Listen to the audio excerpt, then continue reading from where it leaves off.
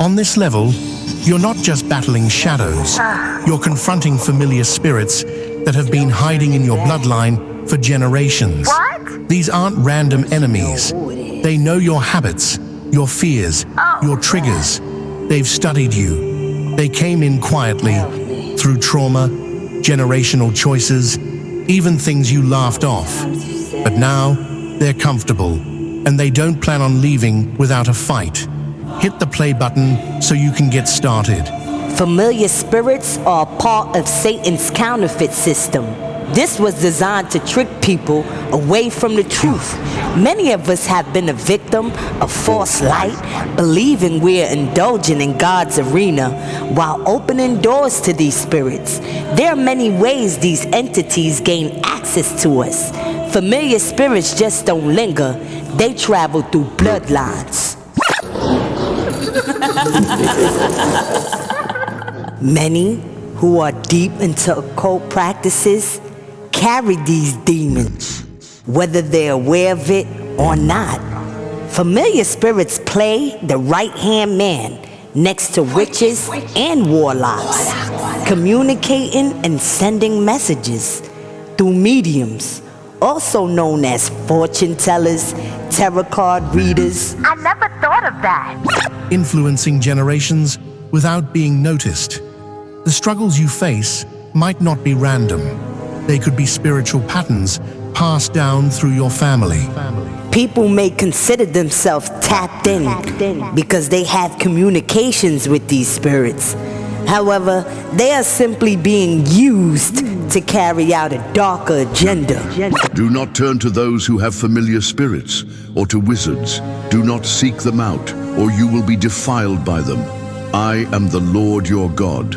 Unclean, impure, and corrupted is all you'll end up being in God's eyes.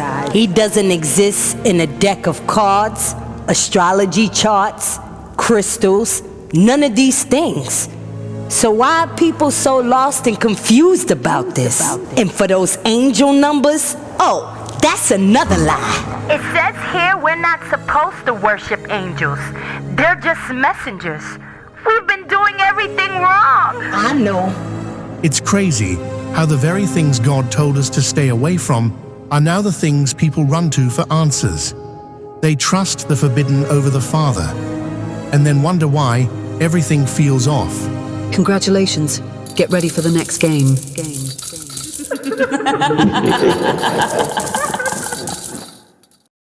One main tactic of these spirits, they mimic the dead, allowing people to believe that somehow they're in contact with a loved one who has left.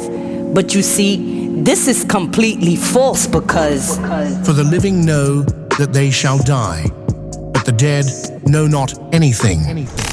So who are we talking to? Lack of knowledge and believing in what sounds good led many of us astray. Society has managed to package witchcraft into a therapeutic lie, attacking the masses who have experienced severe trauma and looking for a way out.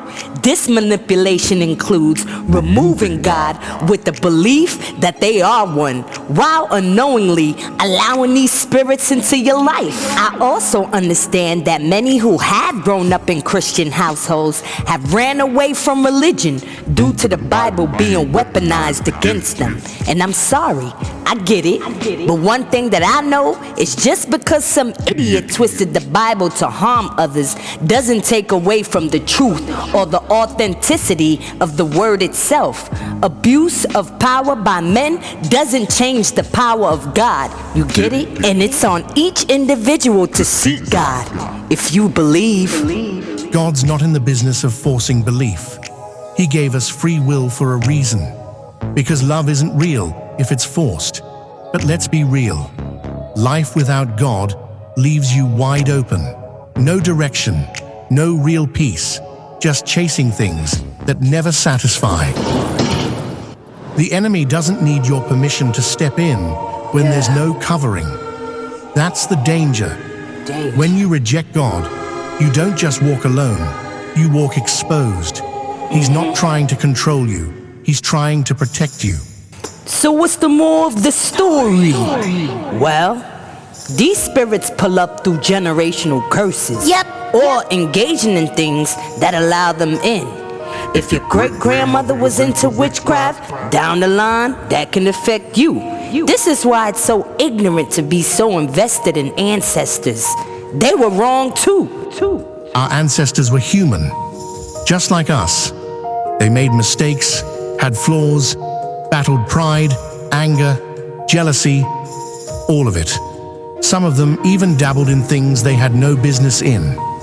So why would we pray to them, rely on them for guidance, or believe they suddenly became divine after passing? Just because someone is older or passed on doesn't mean they gained spiritual authority. They needed God's mercy, just like we do now.